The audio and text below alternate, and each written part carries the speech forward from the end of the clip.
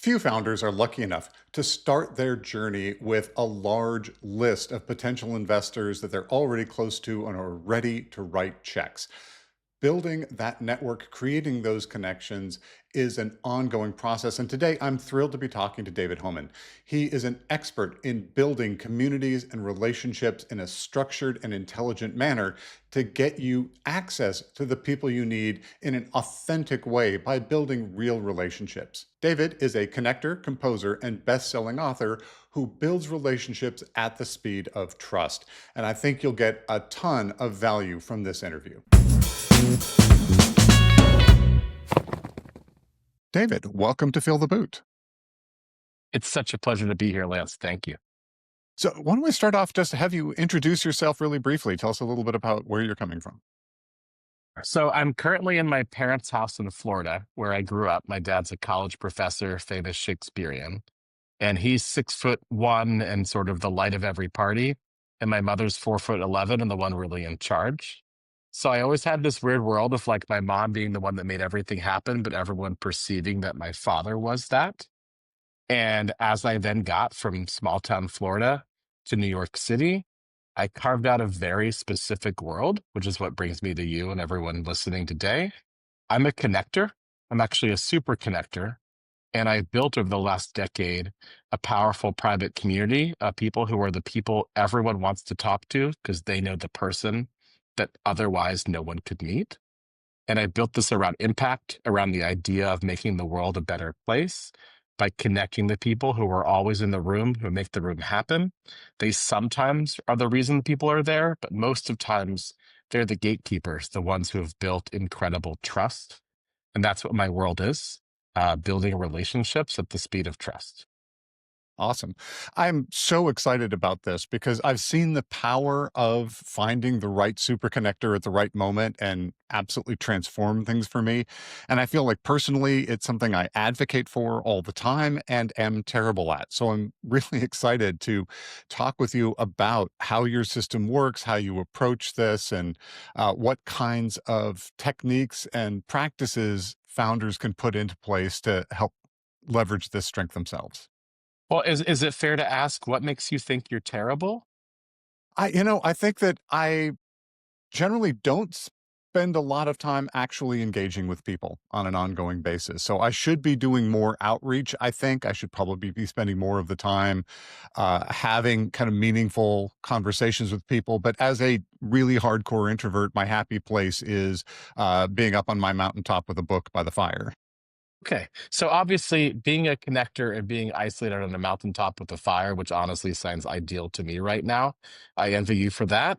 There's a fallacy in connection, and that is that people think that the extrovert, the person in the center of the room with the drink in their hands, saying toasts and taking the spotlight is the best connector. And my experience is that's flat ass wrong. The best connector is the person who builds trust because they hear you, and deep listening is an introvert's skill more than an extrovert. They not only hear you, but they have this idea to look at the system, the patterns of what's in your life, and then to weave in that one introduction that is the one that changes your life. And so the scale of it, this person's a super connector. They're in every room. They're at every event. They make 1,000 intros a year. The question always is, yeah, but which ones matter? And so I always like to correct people on this because in my own book called Orchestrating Connection, from my co-author Noah Askin, we detail out 8 different types of connectors, and 4 of them are introverts in their tendencies, not extroverts. Therefore, what you might feel is something that is not akin to your natural tendency.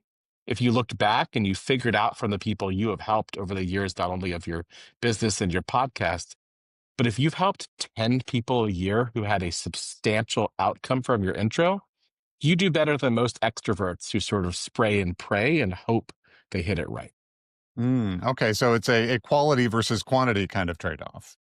Think about when you meet people in a group. Do you actually meet people in a group, or do you have to spin off to really have a one-to-one?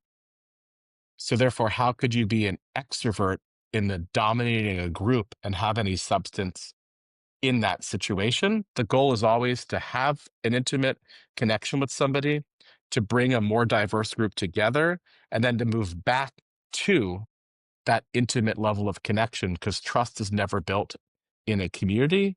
Trust in a community is built person by person, layering on. I like that. Yeah, I mean, that's certainly the way I've experienced, say, networking events where, you've got 50 people in a room, and the only time that's ever worked for me is when I've had maybe 2 or 3 15 to 30-minute conversations with individuals in the room where we really dig down, as opposed to if I've given out 100 business cards to people and it's just like, "Hey, how did you find yourself here?" Yeah, none of that ever came to anything. Yeah, and I'm a little controversial this way. I will say 99% of people do events wrong.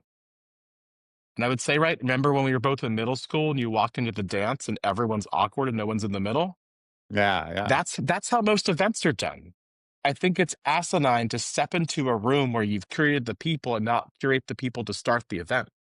Every event I've done in my community, I'm at about 182 events now across the world, very concentrated, 30 to 40 people. And the thing you do within the first 10 minutes of showing up, which has to be on time, is I put you into a curated group with the people I think you should meet. So you don't have the best meeting of your life while waiting in line for the bath. I like that. Yeah, that makes a lot of sense. So, if there's a founder out there, and a lot of the founders I work with aren't in the big centers of s- entrepreneurship, right? They're not necessarily in San Francisco, New York, Miami, London. They're all over the world. What do you suggest for how they can start making those connections and benefiting from them, and then also trying to benefit other people? So, first thing I'd say is you really have to take a look at why you're building a network for an outcome for you, as opposed to building a community where you can be both supportive and supported. And that is a mindset shift because most founders will have a beautiful idea, hopefully have enough to get it off the ground.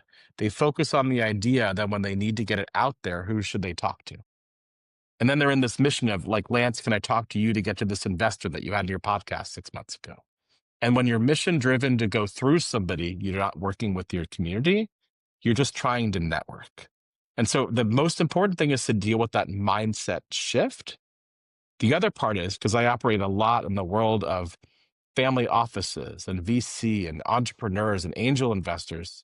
When you try to do that in New York, it is one of the largest, most cutthroat cities to get access to and build it from. I've been successful in it the last 25 years, but I spent 25 years investing being in New York, being in San Francisco, in LA, in Miami, in all the pockets of wealth. When I am in another city and I'm walking down the street and I go to some smaller event, I end up making more substantial connections to the local wealth, the local CEOs, than I do in a city where everyone's being asked everything all the time. So if you take that right, you take all the world as these small circles of networks and community, and you look at New York and LA and San Francisco as these big hubs of it, unless you're part of a big hub, it's hard to get into that. If you're part of a community where you are, then your dentist's daughter's boyfriend's father is the CEO of the local business who might actually hear you out. But you don't know that until you start to talk about why you want to have an impact, what your passion is, how you want to help other people with what you've built. And if you can get people who are your community to champion you, as opposed to just think, how do I get to the right person?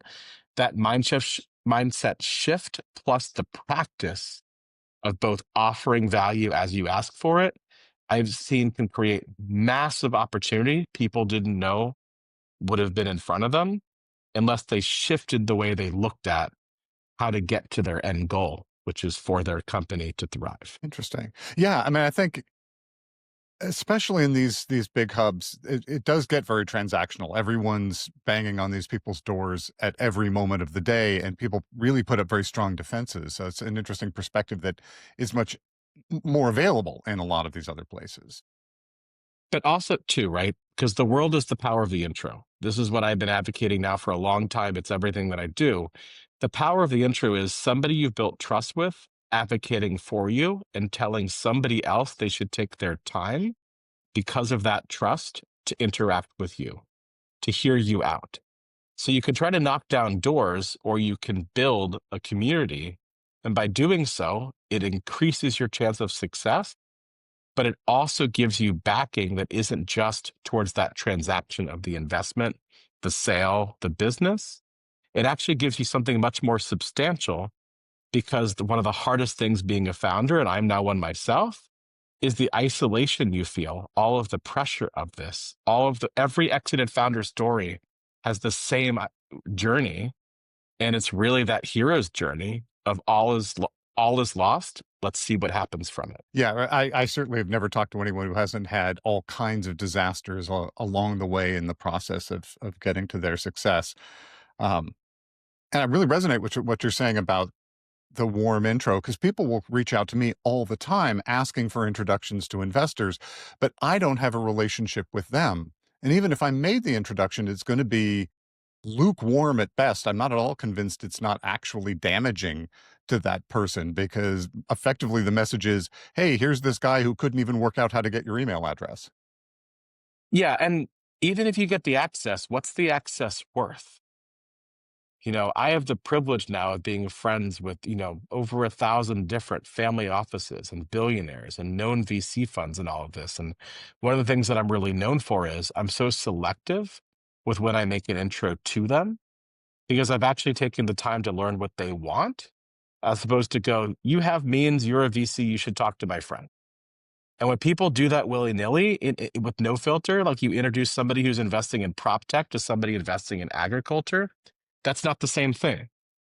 The more you learn what people care about, what they're passionate about, the more you can make that pattern an easier match. And so, as a founder, one of the biggest mistakes people make is simply going out to raise money when they need to raise money. If you spent 20% of your time building these relationships in advance of this, what would happen if you had 30 cheerleaders walking with you down the next path going, I can't wait for Lance to do this Series A. What his company's done so far has been incredible. Would you like to talk with him? And when an intro ask happens when you're not in the room, it's almost invariably taken. And this is the thing that people don't understand about the nature of build and then find. You have to do them simultaneously. Yeah. But I talk to a lot of founders who say, I don't want to talk to investors until I'm ready, until I hit these milestones. And I'm always trying to convince them that the earlier you can be engaging and talking to people, getting on their radar, the better, whether or not you ever raise money from them, they can be a useful resource, a good person to know. How do you suggest people go about this? Early on, you talked about giving value when you're setting these things up. How can a founder approach that when effectively, they're heads down doing nothing but building their startup and penniless and, potentially don't have much of a network yet? So, two different points for this. I'll make the first one quick, which is an example from my own world. I got access to a family office network.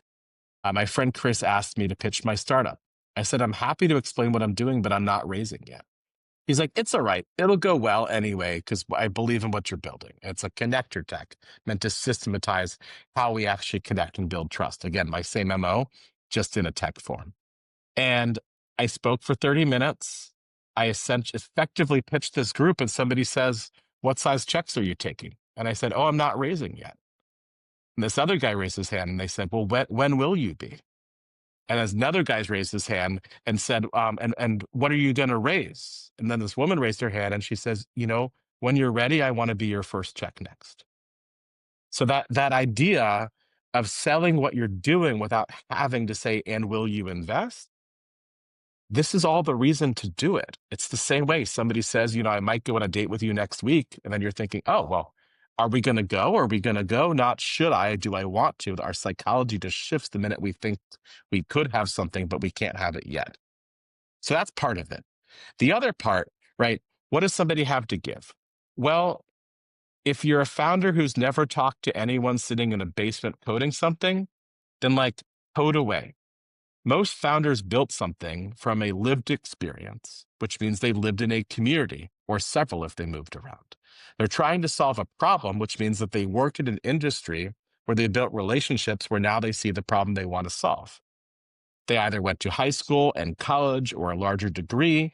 So those people might not be relevant for you today, but I guarantee you, when you start to look at this more systematically, they might be the exact thing somebody else needs. So the idea, I'm a founder, I'm penniless, I can't offer value till my startup has success, it belies the fact there's a lot more people have to give.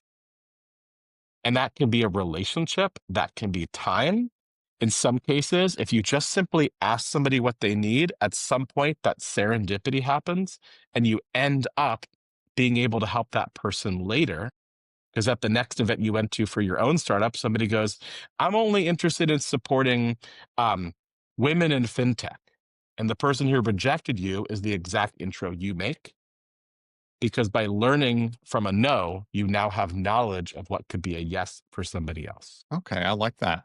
And of course, you won't be able to help everyone every time, right? That's I think that's not a reasonable expectation. But you're listening all the time, and then thinking about who do you know, how can you potentially support that? That is exactly right. And my own case in point for my community, I never end up helping 90% of the people who joined. Somebody else in my network does. And all I simply did was support enough people and ask them to support other people, that it created this ripple effect that ends up becoming this penultimate power. Because if I've created something that lets somebody else be helped when they couldn't help themselves, I'm part of that chain of gratitude, even though I wasn't directly responsible. But now I know what somebody needed.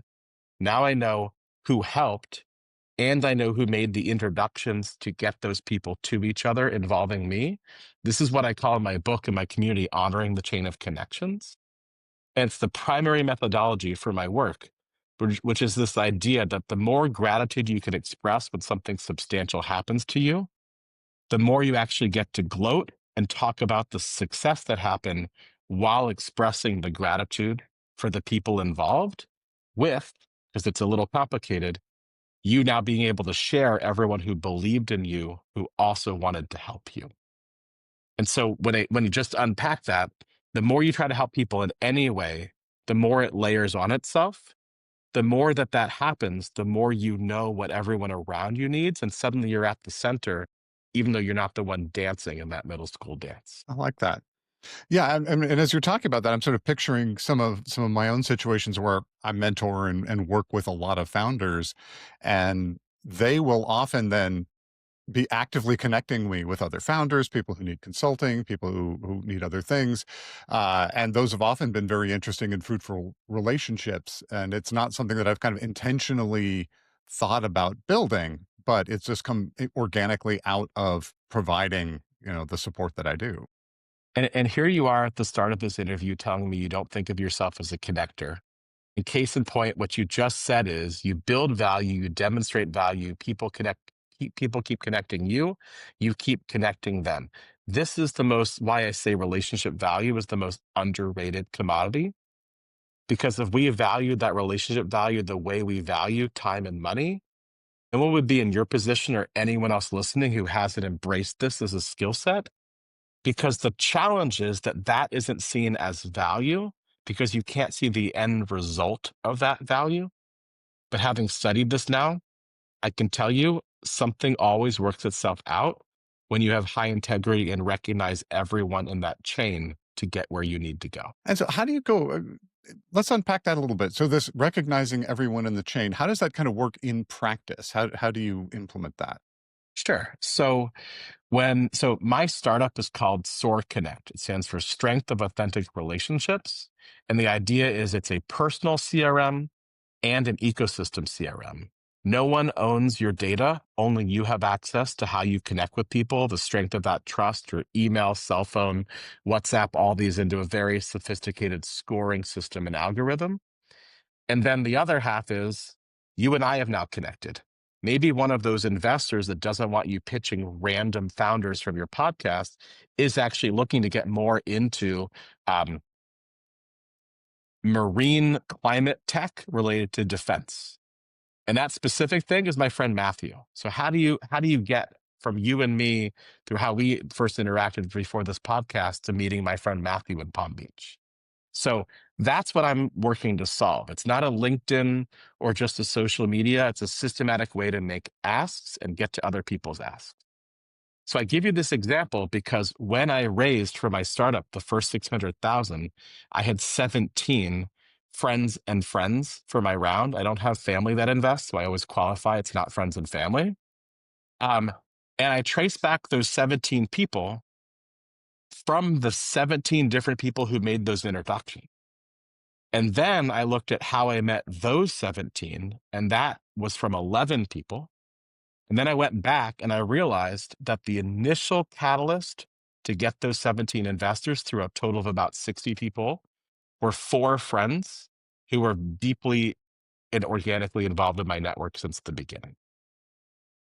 And so that chain gives me data, which is also what my tech does, so that I know that my friend Michael Roderick and my friend Marcia Nelson and my friend Josh Tannenbaum, who were three of these people, each in different worlds, the chain they sent me on got me to the people who said, yes, I'll invest in you. It's practical. It allows me to understand in my current round that some of the people who introduced me to those investors now are going to invest themselves. Because if their friends invested, and now that the startup has a higher valuation and an MVP coming out, maybe it's time for them. So it's all this idea that once you start to map it through gratitude, you end up seeing what we cannot visualize. And that is that web, like a mycelium network, or if anyone's a Trekkie looking at that galaxy world, and you don't see how far it gets to get from planet to planet or mushroom to mushroom. But what you end up seeing is that the strength of that is deeper when you have an outcome, like invest in startup, intro to invest in startup, intro to intro to intro to invest. And once you map that out, it's a roadmap of how to have more success and how to have more gratitude while doing it. And then do you make a point then of sort of sharing that, shouting that out, letting people know that And they were there's in that? literally an article on my website about my startup where I don't mention the investors. I wanted to protect their privacy for this first round. Now they'll become public when my first close or my next round happens soon. But I do mention everyone else in gratitude for getting me to them. I mean, I mentioned the investors' first names. I just don't make them targets because everyone else who doesn't understand connection will be like, well, Rachel so and so invested this, and now I'm going to ping her because I heard David's podcast with Lance. And people don't see it as opportunistic. And so I did that all as a practice. It's the way to stay in my private community. Unless you honor the chain, I kick you out of it. The Hmm. element of risk in community, a lot of communities don't focus on. I've done it 47 times to date within my network. And almost every time has happened because somebody doesn't honor or respect the relationships they've built within my network. Then they lose access, one degree, to Hollywood and Bollywood and human rights activists and billionaires and all of the rest that are within the reach of my community. Because if you're not honorable to somebody in my network, how are you going to be honorable to somebody outside of it? And what would be an example of not being honorable? What qualifies as sort of getting someone Yeah, sent so off the island? I'll give you two examples. I can't name names because there's this thing called Obviously. libel in this world, and I'd like to stay on the good side of it. So this is actually one that Noah and I cover in our book. Early on at one of my events, there was this guy. His name is not Drake, but I have no friend named Drake, so that's the name of the book. And my events are not singles mixers. My events are purposeful, intentional. Let us get to depth. Honestly, you as an introvert would love them when we can align around it because they're designed for introverts and people having bad days, not extroverts. Even though I have the appearances of an extrovert, that's just how I've learned from that 6'1" father how to step out of my 4'11" mother. Um, so Drake was at an event. Drake was speaking to a very incredible female friend of mine. And I noticed he was getting a little bit flirtatious with her. Didn't go the way he wanted. He moved on to number two. This was early on my network. I didn't vet as well. And by this time, the second girl was talking to him. They ended up going to have a drink afterwards. And the woman called me the next day. She's like, nothing happened, but I was extremely uncomfortable. I didn't want to say it, but you run a network where you literally would leave your kids with everyone in it.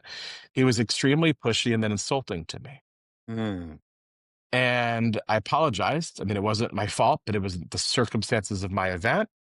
And so I called up the two people who introduced me to this guy, and they were so apologetic that they offered to call this woman they've never met because they were not at the event to apologize to her for bringing him into that event. I asked if one of them would address it with him because they knew him better, and his response was, that chauvinistic alpha male, she was asking for it. He expressed no empathy, no concern for her being uncomfortable, nothing about her welfare. So I called him up and I said, that's not the appropriate response. I understand that things are mixed and maybe there was a different signal. But if somebody says no in that moment, if you really like them, then just go friggin' have coffee the next day if they want to see you. There's nothing that had to happen. And the fact you had no empathy for her, like you can't come back. Mm. Now, this guy is the son of a very wealthy human being. Everyone would want access to him. He's no longer has access to my network as it has grown almost 30,000% over the years. Because he had a moment to have empathy and compassion, he chose not to. And the other example, and this is totally different, but same sort of mark, right? I was really nervous. August 5th, my first book was coming out. I wanted it to be a bestseller and not just Amazon, but like I didn't know if it was going to happen. I'd gotten, thousands of my network to promote the book. I had hundreds of people each post on LinkedIn to the point that one of my new friends' feeds, its entire feed was people posting about me and my book, like 20 deep. And he's like, how did we not know each other? That was the outreach. The guy was a connector in Europe, not in the US, where my network isn't as big. But I made this choice, Lance, to thank everyone by tagging them who'd been a founding part of my network. I thanked about 1,000 people. I thought it was great, also good for the LinkedIn algorithm, all that stuff. And then, like, my book became a USA Today bestseller. And I think part of it was the amount of people who heard of my value, my co author's value, without having met us, because I certainly did not know that many people myself, all of whom I could pressure into buying a book. And then about a month goes by. And here's what happened. I'll be brief. One friend calls, another friend calls. Hey, I got an invite to this person's event. Says they know you. They have a lot of think they have a lot of value, but something smelled fishy. Do you know? And they name this person. Other people call. They say, hey, like somebody said they saw you thank me on a post on LinkedIn, and I'm going to go to their event because if you trust them, I trust them. And somebody who's now formally in my network tried to poach my network without recognizing me or misleading to say I had asked that they be reached out to. There were a lot of variations to this. And when that person was approached, they were untruthful. They didn't think of it as a big deal. I'd built trust for a decade, and somebody tried to take it in the span of me tagging them on LinkedIn. And then based on how this person handled it, I not only purged him from the network, I actually posted about it without naming the business or the person. It's my most viral article. I mean, 10,000, thousands of people reading why I removed somebody because they wouldn't honor the relationships that had been made through my network. And that person's insane opportunisticness cost them hundreds of LinkedIn contacts who unfollowed instantly. And now there's sort of a pariah complex in my network of people having heard about it and going, oh, don't go to that one. Not even Mm. for me, because if he's going to get involved with you, Lance, and then he starts poaching everyone who's been on your podcast, it shows a pattern of Mm. choosing oneself above one's integrity. And I'm trying as best I can in my own flawed way to advocate that you have to take the higher course in relationships because it's the only currency we have that we can't own. We just have to keep nurturing. Well, I mean, I think especially for a book like yours, it's really interesting the approach you took and the mechanisms of using LinkedIn because they exactly exemplify what you're talking about, right? I mean, they're absolutely aligned, which is very interesting. And we talked a little bit about sort of the importance of introductions and the authenticity of that, that having someone who actually knows you, because when you're making that introduction to someone, you are spending your own reputation capital. And I 100%. think you need to be very careful about that. Every opportunity is one to build that capital or to lose it. And unfortunately, you can lose it in a heartbeat, but it takes months or years to gain it. So if we took this right, and there's just this idea of like a commodity. If you had put tons of time and money into something, you would want it to maintain its value. You go on to a conference every year and you meet people. You take people out to eat. You fly somewhere for an event. You take the phone call. All of these are interactions for which you're taking known commodities of time and money and you're putting them into this thing that right now seems more evasive and ethereal, which is the person you know. And then you say, hey, I really like this guy, Tom. You should meet him. And then Lance, you meet Tom.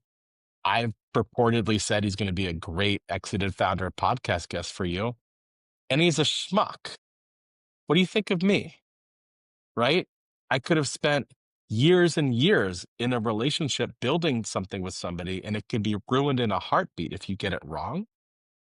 So why, right? Why would you not take the time to invest to deal with all those great introverted skills of deep listening and actually developing empathy and curiosity and exhibiting vulnerability to somebody to get to the core to make sure that when you're giving that value to somebody else, it's valuable.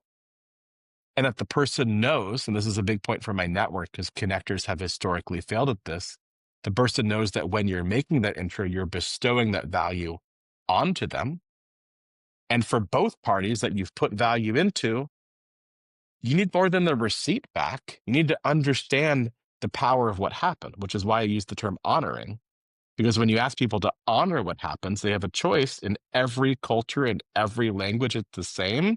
There's honor and there's dishonor. There's no gray area. Keep me posted. Keep me apprised. Somebody be like, well, I didn't think you needed to know. We just had lunch. Somebody else would go, I didn't think you needed to know. They introduced me to somebody else. Then you go, yeah, but that somebody just founded your startup.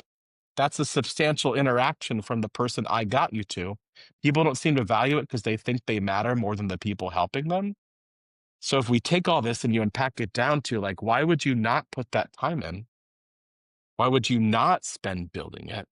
And if you're building it for an outcome to get through the person or get something from it, everyone thinks they're so smart.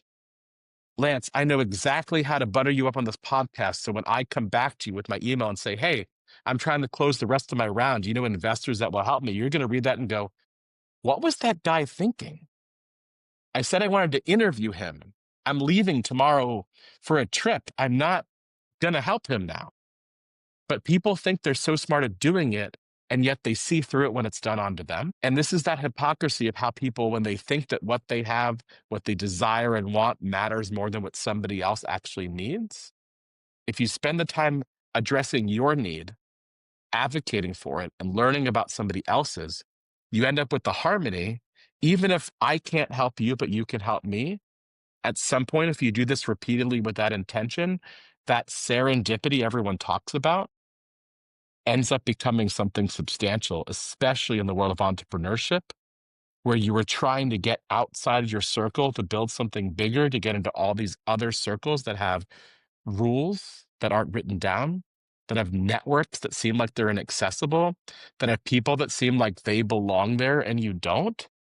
And in every case, all it takes is somebody going, or me going in many cases, you should meet Sarah. She's a friend of mine. I've known her for 10 years. You should hear about what she's doing. And the entire world opens up because I built the trust without an ask. So you talked about the sort of multiple layers of getting to the people who backed your F&F round for your company. And what sort of advice would you give for people and how they approach that? Were you thinking in terms of want to try to be networking towards people who may be able to back the company? Were you focusing on sort of just meeting people, talking about kind of where you are and what you needed? Or how did you take that approach? Or is it more of just a pure serendipitous strategy? It's completely strategic. I don't really have time in this world. I have two kids who are 11 and 8. I have ailing parents. I have my own creative career as a composer. So for me, I am efficient with my time, but free time is something I look forward to. I don't know how long it's going to be till I get that again. So it's actually completely strategic, but it's not manipulative, which is the way to understand it. Well, I think that there's a problem in the world of technology. I think there's many, but I think that it's insanely stupid that when somebody texts me and I don't have the time to save their number into my phone, that I'm not in touch with them for 6 months, I can't search and find that number. I think it's insane, you and I connecting, not knowing that those investors you're talking about might be also my friends. And we can't actually figure that out, even though if you've emailed them, I've emailed them, and we've had calendar entries, or you've interviewed them, or I have, the data should exist. I see that as a problem. I see all these problems in connection because connection is not that you're a first degree LinkedIn, uh, you're a follower on Instagram, or you've known somebody for 20 years on Facebook. None of those mean anything. And so, in the world of meeting people, as opposed to going out to say, here's what I'm going to build, I kept asking people what they use and what they thought was the solution. And they kept coming back to me and telling me what they needed. They kept telling me they can't find something. Many said they invested in something, it didn't work. They built something for themselves. How do I manage it? And I suddenly had hundreds of organic dialogues with people, many of whom could be or became my investors or introduced me to it because they saw me as somebody thinking through this problem before I said, I have a deck. Can I pitch you on this? And so, if you're actually an entrepreneur trying to solve something in the market that you're in, why not spend that time first figuring out your place in it, your vision in it? You don't have to give away your trade secrets. But if you network within that for the larger goal of figuring out consumer value, market value, what people might pay for something, whether they see you as the person who can build it, what factors you would need to take to actually solve this, or best thing, what's the competition? What have people used? And what I heard endlessly, we're talking over 100 cases now, even current products in the market is, have you tried this thing? And I go, a little bit. What about you? They're like, I tried it, I don't use it anymore. And so that for me is the reason to have these conversations a different way, not to convince them that what I'm going to do is going to be best, but to demonstrate for them that I'm given enough thought to this, that if it's going to change the way we connect with trust, maybe I'm the one to do it. And then the money came much more quickly in these really horrible venture markets we're currently in, or friends and friends rounds, or the rest, or friends and family for everyone with that luck, not me. Um, it came more quickly because I made my ask without making my ask. And that's the more effective way to do it to start a relationship. And so really it sounds like the conversation to be having is sort of putting it out into the world, what you're working on, what you're thinking about, what problems you're focusing on without a specific ask, but just sort of to get feedback and to listen to the other person and to be interacting with them. So 80% yes. But the reason I built something called the impact ask years ago in my network is that people are actually really great at figuring out what other people need. Most suck at asking for themselves. And so when somebody asks me what type of investors I want, and now I'm sort of dabbling into venture, but focusing more on family offices and ultra high net worth friends of mine for this current round, I don't say to people investors. I say, I want to find people who spend their times endlessly going to conferences and can't manage or keep track. I want to find investors who are exhausted about the amount of time they have to spend catering to all their other LPs, all their friends, all their portfolio companies. I'm tired of people who run conferences not knowing the outcome of what happens from TED or Summit or Davos. And I took all the things that people were expressing a need for, and I turned that into specifics of the archetypes of the type of person, because most people are incredibly dense unless you spell it out for them, the type of relationship that you need. And once you are able to say it in a certain way, then people come back and they go, I know exactly who you should talk to. And this is what people often fail to do because one, they're afraid to ask for themselves. And two, they think they're actually asking for themselves. If you stated what your impact's going to be, right? I want to solve the problem of connectivity so highly ethical people can build trust with each other and filter out those that would take advantage of them. I want to amplify that so not only every investor network or conference can have this, but every community, whether it's a local bake sale or a cancer walk, has the ability to mobilize people together with trust to have an outcome that's bigger than themselves. And I want to talk to investors and CEOs and thought leaders who see that the current way technology uh, works with us is it takes our data and it sells us something. And the way that LLMs and agentics and all the sophistications of new technology can give us back some of our humanity by helping us demonstrate how we build trust. And I want to talk to people who really care about this as a problem because they're exhausted maintaining their current network, knowing they have to constantly build more. And if that includes people that you might think would want to invest in this or be alpha users or be partners down the line as they build this out for their business or network, I'd love to talk to them. If not, I appreciate you listening and hearing. So that, right, that's basically my pitch for SOAR. There's a lot more details and other things that aren't worth going into in the short time I gave it. But if you can demonstrate why this is more important than you, and then you can spell out what happens for somebody who you're talking to, maybe for them, then two things happen. They go, oh my God, I went to 15 conferences in the last couple of months. How do you keep track of LinkedIn and WhatsApp and email and who's worth talking to? And who was just some nebulousy person that you gave your card to that keeps hounding you for an interview? And then they go, you know what? There's this guy. He sold his company like 7 years ago and has been trying to figure out this problem. Do you know Tom so and so? I'll be like, I know what company he sold. They'll go, it's my college roommate. You should talk to Tom. And so it's this idea that you can get to that pattern recognition, especially as a founder, just by hacking that psychology of, I built my thing, it's great, I need something, into that different way of framing the ask. And when you do that right, you'll be surprised how many doors open. I like that. Uh, what's your suggestion in terms of sort of keeping these things alive and relevant? Because that's a challenge that I always run into. Is I meet an enormous number of people. I they talk to me about what they're doing. I'm like, okay, I want to try to keep that in mind. And then 6 months later, no, and someone might even ask for the same thing, and I have no idea who that was. I don't have that live connection. So, how much kind of care and feeding and gardening do you suggest people do around this? So there's data science on this, and there's my own sentiment, right? The data science is you could maybe manage 150 people. I think for a super connector, it could be up to a couple hundred, but that's it. So then you have to think about why you want to manage people and what it takes to really connect with them. And so my biggest hack is just this focus on let me figure out what you need and I'll try to remember it.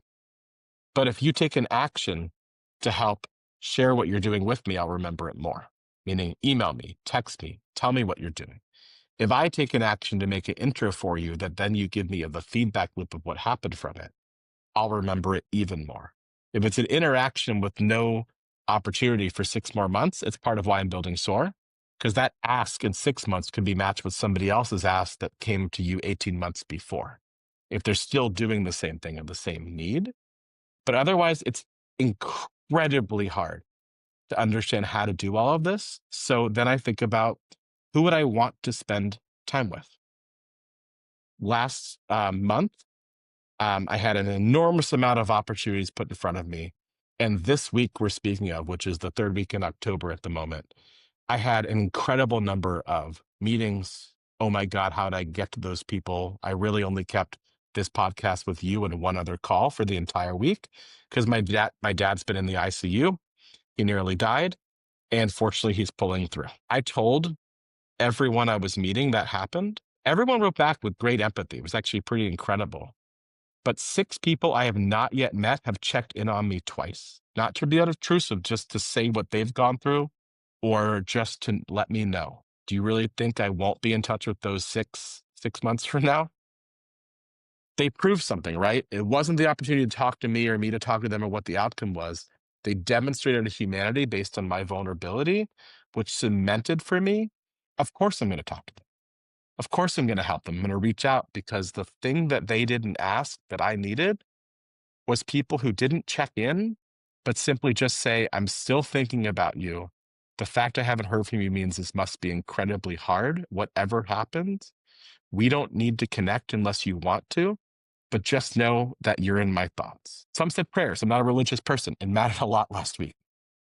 So that curiosity, vulnerability, the opportunity to just be human, if somebody starts with that or ends with that, then you wouldn't ever have that question as to whether 6 months from now they matter or not, or they're in your world. And this is what I advocate when I say build a community, not a network. It's why I'm vulnerable, even on a podcast, not knowing who's going to listen to. First public stance I've taken to talk about what I'm going through with my father. But I tell you, there are people who have said, "I hope your dad's okay now. When can we reschedule?" I'm not Uh, rescheduling with them. I mean, thank God, right? They showed me within the span of 1 week they were not going to be my type of person by putting opportunity above empathy. it was that saying, when someone shows you who they are, believe them the first time. Mhm. Yeah, If only interesting. we would see the world that way. But when we think we can get something from somebody that will help us, we get rid of a lot of those red flags. It's with people have problems with investors this way. They have problem with romantic partners this way.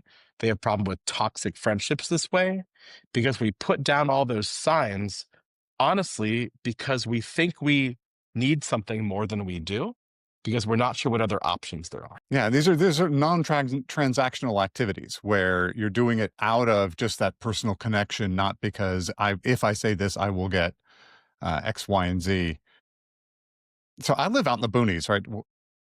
Hour and a half north of San Francisco. Every once in a while, someone will say, "Hey, I'm in the city. I'd love to get together. Can we have a coffee?" They're just trying to be networking. And I'll say, "Well, look, I'm an hour and a half north, so it's probably not worth your while. I don't want to lead you on with anything transactional." Every once in a while, someone will say, "Hey, no, I'd love to come up and talk anyway," and we'll drive up. And those people make an impression, right? Mhm. And especially if they're not, if it's not a bait and switch and they're not trying to then immediately pull out their pitch deck, but they do just want to get, benefit of experience, want to talk, want to share what they're working on. Those people definitely stick in my head. I mean, one, where you live in Northern California is one of the most gorgeous parts of the entire world. So why would one not want to go there as opposed to like Mission District, where it's pretty dirty and grimy at the moment? But more than that, right? If the intention was to build a relationship, of course they'll take the drive up. If the intention was more opportunistic or just a passing fancy, it's a lot to ask you to come down, which is probably a 5 hour part of your day, which based on San Francisco traffic for Marin or anything else means it could be 7. So That's right. like, why would you want that? Unless you had already built that relationship, or if they'd come up to you once, of course you'd go down to them. And so, I had a new friend in my network. He's actually fifth generation billionaire, Hollywood actor, parents, all these things. And he called me up and I answered the phone. I was like, I have to call my mom. I'm heading down to Florida. I'm not sure if my dad's going to live. And he's like, I'm hanging up now. I hope you're well. Goodbye. Next day, he texted me. 3 days later, he texted me. He's now sent me an email, not asking for anything. And I know what his ask is. He dropped it all because he didn't give a crap about what he needed from me. Now he's a friend, probably for life, from just dropping opportunity to give him humanity, to value time. And these are all the things when people are doing this to us, we look at what are they taking from us, yet we somehow think we can do the same to others. And this is the biggest fallacy every founder has.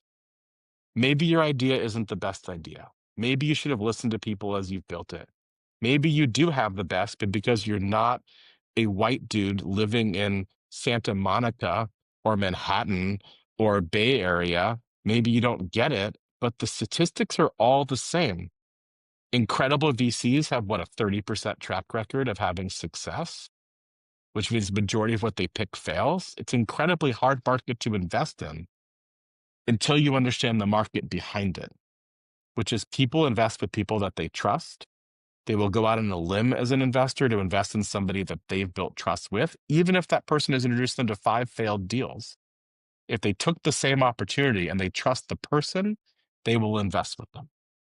Somebody will invest with a founder who worked with somebody on another team, even if they've never met them.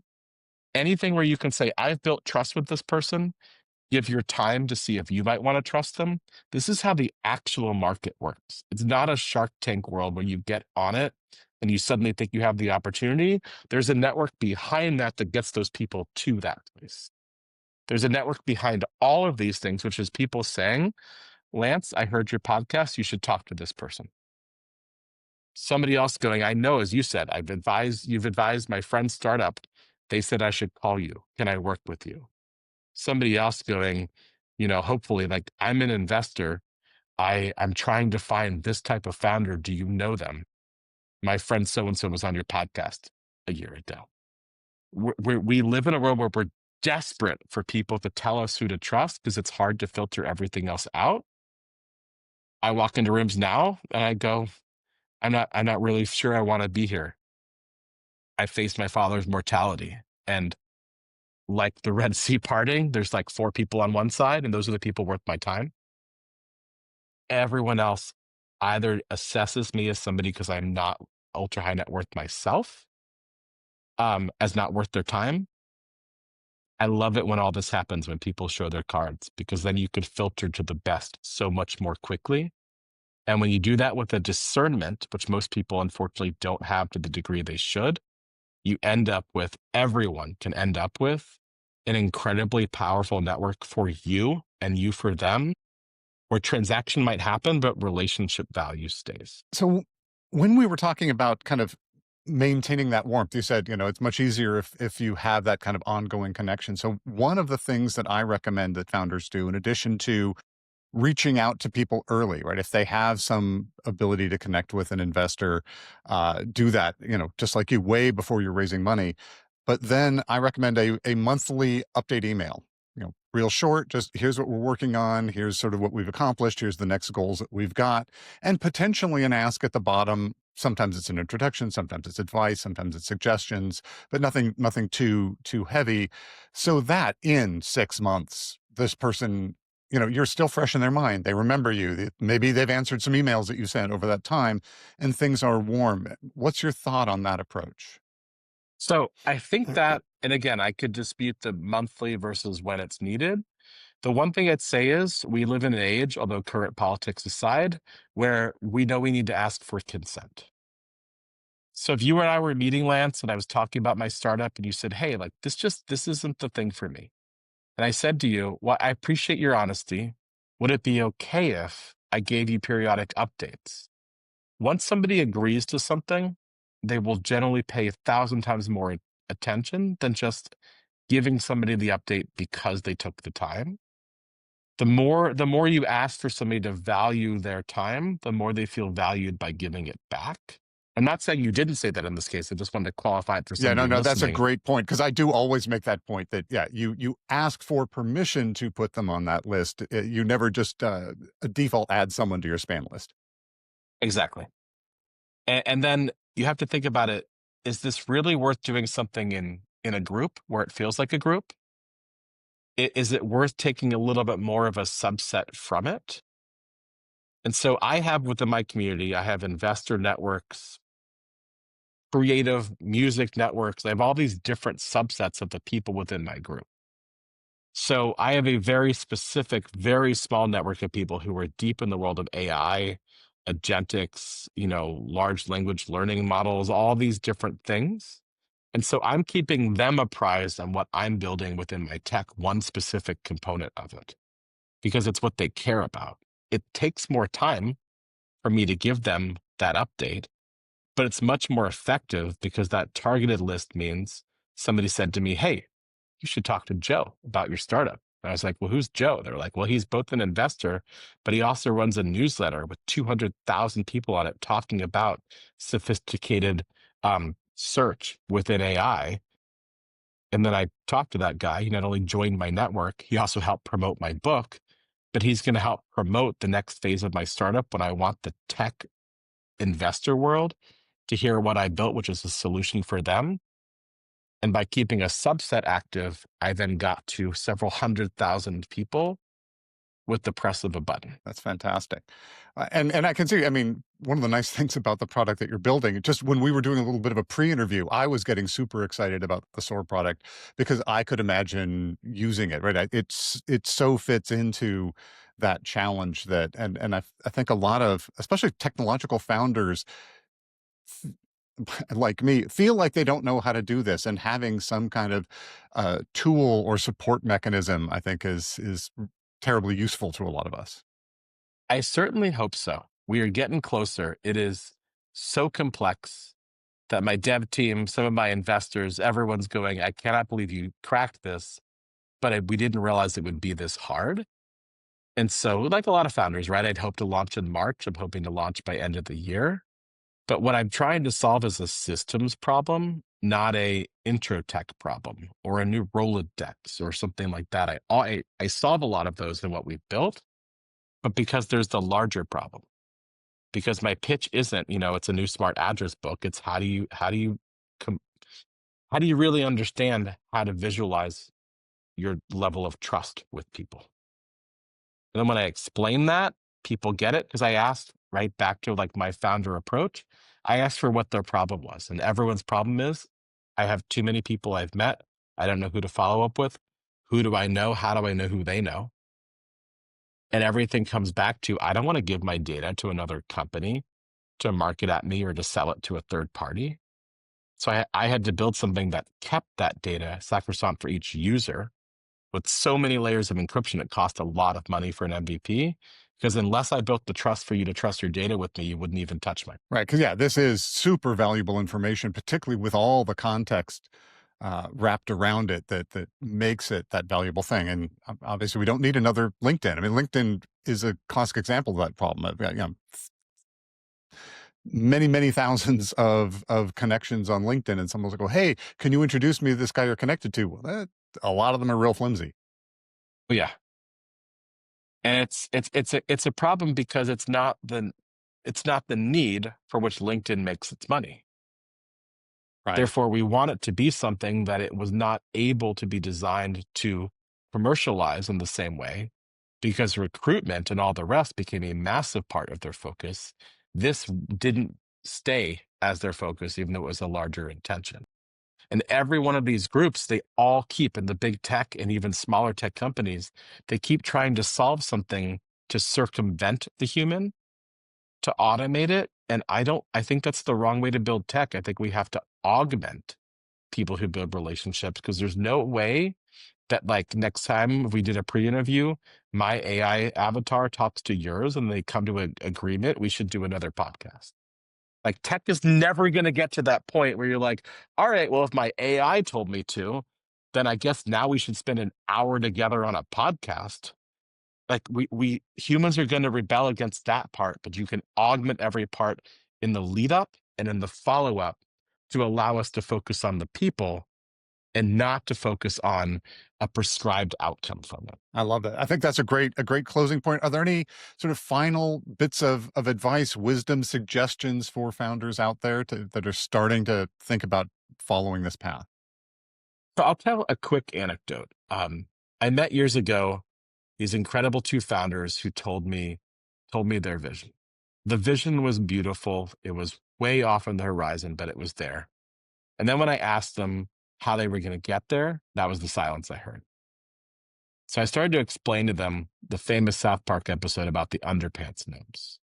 I love that one. Yes. And for everyone who's not seen it, go Google it. But it's incredible because the lawn gnomes who are alive at night steal underpants, and they say, "Step one, steal underpants. Step two," and there's this sign that has nothing above it. Then they go, "Step three, profit." And there was no understanding of what that middle is. That entrepreneur journey, all of this is incredibly lonely if you think you're going to start here and get to there. The only part you have to love is the journey itself. And you have to love every part of it, however hard, because if you keep thinking you deserve your success, you will never get it. If you think you're going to love the journey of it and you're going to build a community of people while that happens, this is why entrepreneurship in America is exceptional compared to the rest of the world. And there's a lot of amazing entrepreneurs all around the world. But in America, it's an incredible thing to fail, to learn from it, and to rebuild. And in most of Europe, in Australia, and a lot of the world, it's not okay to fail. But when you fail and you can fall and have people catch you look at the success of most founders and most millionaires, I believe a majority of millionaires living today made their money in their lifetime. It's a staggering percent. They didn't do it alone. They did it because of a community around them, and no one ever says they did it on their own. And so that's the advice. So you got to love that journey and focus on the people around you for whatever value one can give, and not focus on getting to that grass is greener other horizon and ignoring the people who helped you or ignoring the people who could have because you didn't think they were worth your time. True. That what you were just talking about, that entrepreneur story, it reminded me of an experience that I hadn't contextualized this way. But when I started my company, I was focused on consumer privacy. I was building tools for anonymity, uh, and a bunch of other things. We pursued a bunch of different directions. But I'd been doing this in the open source community. I'd been running things. I'd been volunteering. I'd been involved in mailing lists. And then one day I get this an email from another guy in the community who said, "Hey, I've been helping this grad student who built this amazing privacy tool. He's getting too busy to run it. I don't have time to run it. You're the only person I trust to take over ownership and control of this thing and run with it. And so I want you to talk with him and do a deal to basically acquire that tech." Mhm. And it became the core of the business that I built at the end of the day. And it was just because of these relationships that never in a million years thought would be relevant in that kind of way. I love that story, Lance. I'll leave with my favorite quote, which is Edward Albee's Zoo story. Starts at the opening of the play. Sometimes one has to go a long distance out of one's way to come back a short distance correctly. I love that. That's great. Is there anything you'd like to plug, or where can people find you? I think I plugged enough between, hopefully eloquently weaving in my book and my startup and my community. That's basically everything I do except for my creative side. So if somebody Googles the last name Homan and the word music, you'll find over 200 of my works as a classical composer, symphonic, string quartet, chamber, solo piano, one rock album, which, I loved and the world still was waiting to judge it. But my whole world is about orchestrating connections, orchestrated connecting, orchestrating relationships. I took that world of being a pianist and composer and made myself really easy to find. I'm always interested in meeting connectors. I'm a founder, obviously looking to scale my startup. But more than that, I'm trying to solve this problem of relationship value not being valued, which is why I'm grateful for the way that you've, both, run your businesses, but also your podcast, because it's really about understanding that core of what a founders need to see in order to succeed. So I hope I've imparted some value, not as an exited founder yet on this, but somebody who's built the product for which my product is being built, which is a global network that works substantially to help people get to the right people.